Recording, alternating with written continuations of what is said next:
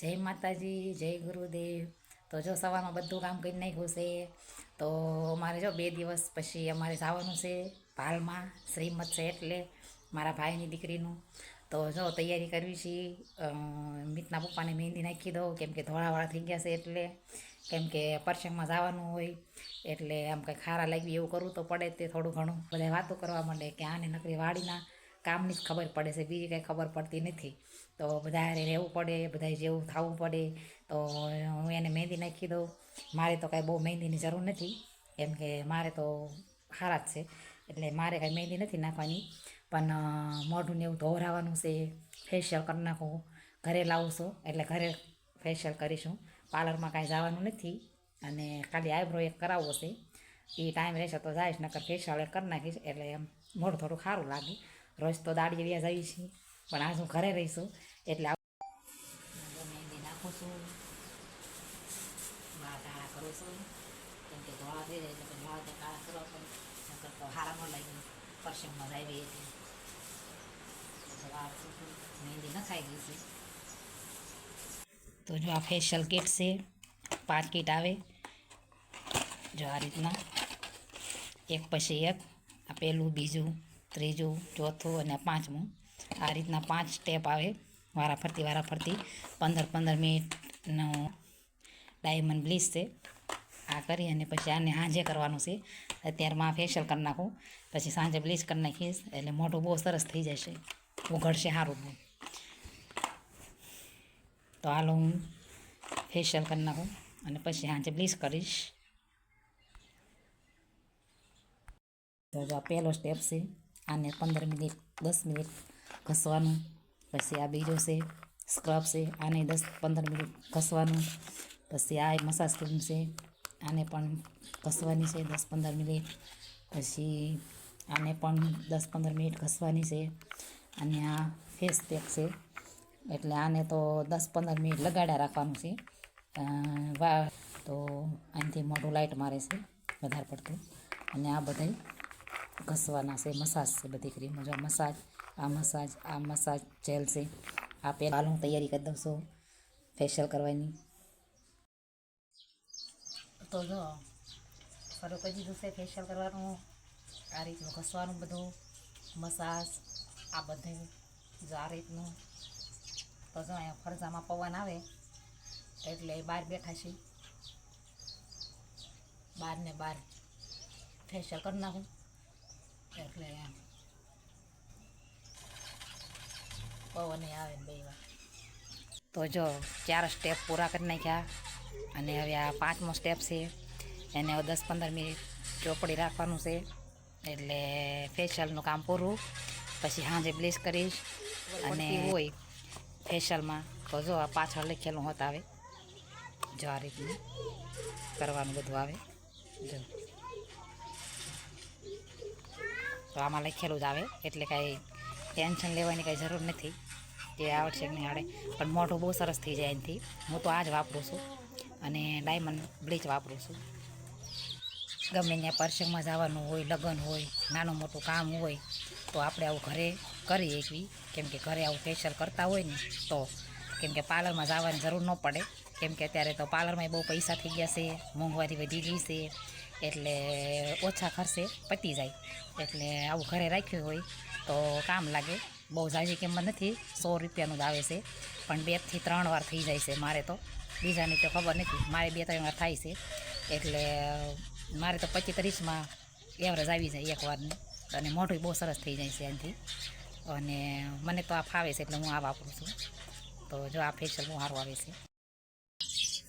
તો જો ફેશિયલ થઈ ગયું છે અને મોઢું પણ ધોઈ નાખ્યું છે. આમ થોડુંક લાઇટ મારે છે, ઉઘડ્યું છે સારું, રિઝલ્ટ સારું છે. જો આ રીતનું. ફોનમાં તો કાંઈ એટલું બધું ખાસ દેખાય નહીં, પણ આમ રિયલમાં સારું દેખાય. તો જો ઉઘડી ગયું મોઢું. હજી બ્લીચ તો બાકી છે, એ સાંજે કરી નાખીશ. તો હાલ તો 9 જ વાગ્યા છે, ઘણો ટાઈમ છે. તો મમરી પાડવાનો વિચાર છે, ચોખાનું દળાયેલું કેદુનું પડેલું છે એટલે. તો મમરી પાડી દઉં તો 11 વાગે એટલે થઈ જાય. મારા જેઠાણીને ફોન કરીશ ને એટલે આપોરા આવશે, કેમ કે હું અહીંયા પડાવવા ગઈ હતી એટલે એકાબીજે ઢાલ કરી છે, તો એને મને કીધું હતું કે હું પણ આવીશ. તો હમણાં આવશે ત્યાં લગી હું જો આંધણને એવું મૂકી દઉં.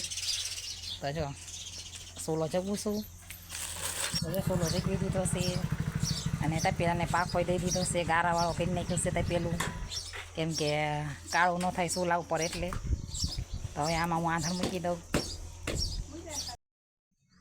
તો જો લોટ સાળી નાખું ચોખાનો, ખીસી બનાવવા હાટું થઈને આંધણ જો મૂકી દીધું છે, આવી ગયું છે આંધણ. તો લોટ ચાળી અને ખીસી બનાવી નાખું, પછી મમરી પાડી દીધી. લોટ તો થોડોક જ છે એટલે વાંધો નહીં, બની જાય. અહીંયા પવન સારો લાગે એટલે બધું કામ કરવાની મને અહીંયા જ મજા આવે.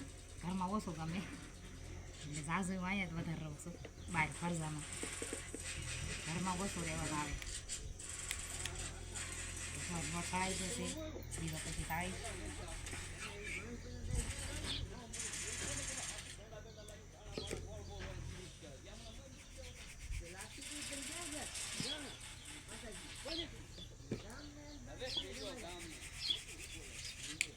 લોટ છળાઈ ગયો છે સરસ મજાનો અને ઘણો થઈ ગયો છે. હવે ખીચડી બનાવવાનું ચાલુ કરી દઉં. તો જો આંધણ સારું આવી ગયું છે, સરસ મજાનું ઉકળી ગયું છે.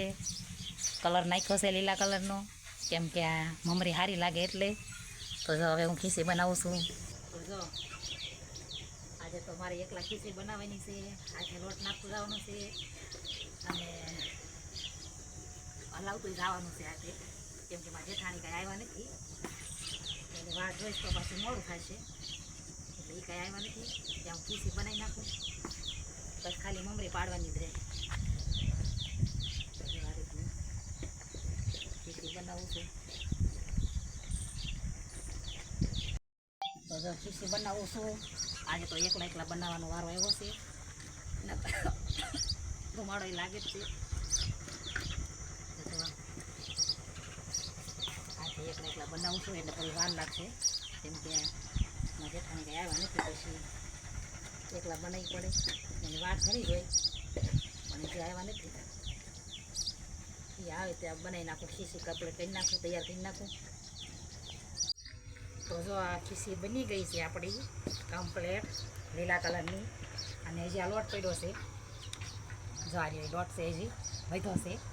તો આનો બીજો કલર નાખીને બીજું આંધણ મૂકી અને બીજો કલર નાખીશ એટલે કલરની સરસ લાગે. તો જો આ ખીચડી બની ગઈ છે આપણી. હવે આને હું સારી ઓળવી નાખું હલાવીને. જેમાં જેઠાણી આવી ગયા છે મમરી પાડવા, ખીચડીને એવું બધું કમ્પ્લીટ કરીને રાખ્યું ને તો એ આવ્યા. ટાઈસ ભરવા ગયા હતા, જો પલ્લી ગયા આખા પરસેવાના હજી. તો આવીને તરત સટાડી દીધા છો. પણ તો હાલો હું મમરી પાડવા માંડું અને એ છે તે હંચાને એવું ભરવા માંડે. અમિત તું મને દેવા માંડજો બકા, એટલે હટ પાર આવી જાય. તો જો આ મમરી હું પાડવા માંડું છું જલ્દી. અમારે બાકી હતી મમરી પાડવાની, એટલે જો 2 ખાટલા ઢાળ દીધા છે, હળંગ એટલે જવા દઉં લાંબા પટ્ટા. આમ પાડું છું. તો જો મમરી બહુ સરસ પડે છે, જો ફટાફટ પડવા મળે છે. ખીચડી ઢીલી રાખી છે ને એટલે જેમ ઢીલી રાખવી એમ સરસ મમરી પડે. બીજું આંધણ મૂકી દીધું છે, એને ઉકળવા મૂક્યું છે. એનો કલર પીળો છે, કેસરી ટાઈપ. તો જો બધા ભેગા થયા છીએ. મારા હા હોય બેઠા છે, ધુમાડો ખાય છે. આ મારા જેઠાણી જો હંચા ભરવા મીંડા છે. આ મારા નણંદનો ભાણ્યો જો મારા જેઠ ભાઈ જો બધા બેઠા છે. અમારે અમિત જો મને પડાવે છે, શીખે છે. કેવી રીતે પડે છે અમિત? છે આડો હંચો રાખ, આડો એને બહુ ફાવે નહીં એટલે જો એ પડાવે છે, મને શીખે છે. છોકરાને દમથો શોખ હોય જ તે ન આવડે એટલે આવડતું હોય અમને બધી આળા થાય. જો હવે મારી જેઠાણી ખીચડી બનાવે છે કેસરી કલરની. એનો વારો પડ્યો છે હવે ખીચડી બનાવવાનો. જો હું લોટ નાખું છું. હમણાં તો મેં એકલા બનાવી નાખી હતી. જો એ આવી ગયા છે, જો એ બનાવે છે. હું લોટ નાખતી જાઉં છું અને એ હલાવે છે. બસ ઘડી ખમો હોય એટલે હું બસ હલાવી નાખો હરકી, પછી લોટ નાખું થોડો. તો જો મમરી પડી ગઈ છે, જો લીલા કલરની કેસરી કલરની 3 ખાટલા થઈ ગઈ છે જો. અને 11:30નો ટાઈમ થઈ ગયો. ટાઈમે બધું થઈ ગયું. જો મિતના પપ્પા આવી ગયા છે વાડીએથી, ઢોર પાઈ છે. અને એટલી ખીસી રાખી છે ખાવા. જા આ ખાવા હાટું રાખી છે, લેતા જજો. નોખી વાઇટ કામ લઈ લેજો ને. અને આ ખાઈ જજો. ખીસી બહુ મસ્તીની છે. જો હું થોડી ખાઉં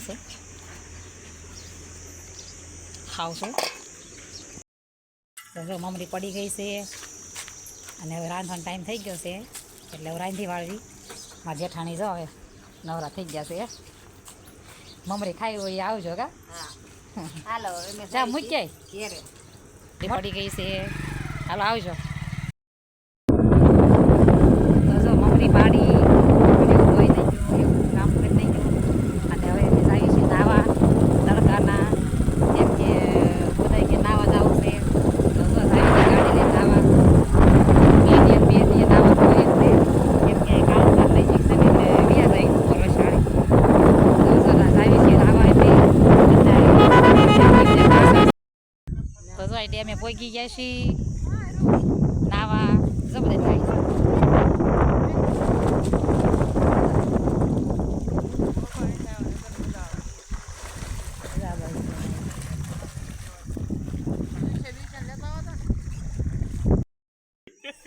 જો બધા નાઈ છે. જો હવે હું જાઉં છું. જો બધા નાઈ છે. બે દિન નાવા આવવાનું મજા આવે અહીંયા તો કા રેખા ભાઈ.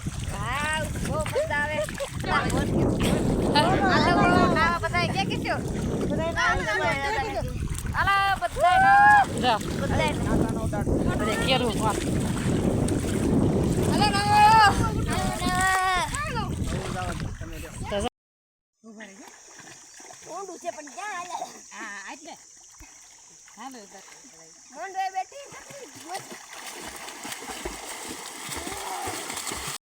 અમે તરતા તરતા ને આવી છીએ. શીખવી છે એટલે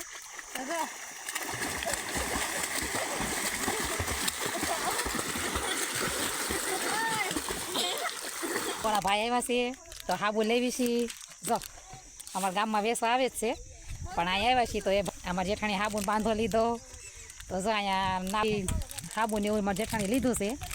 અને શેમ્પુ આપ્યા ભાઈએ. તો બધા જો નાય છે. જો મારા છોકરા બધા નાય છે. માથું ધોઈ નાખ્યું શેમ્પુ એથી. જો શેમ્પુ એથી માથું ધોયું. અમે જઈએ છીએ નાવા છીએ.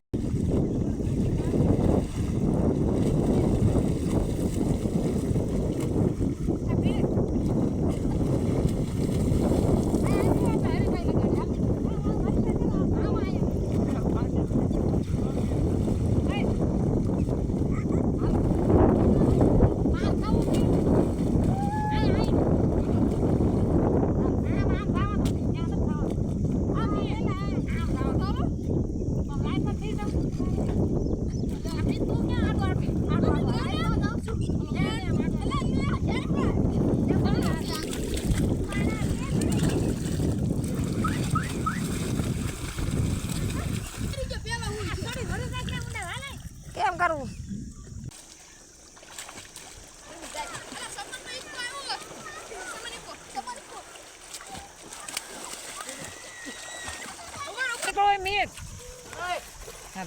તો જો અમે આવી છીએ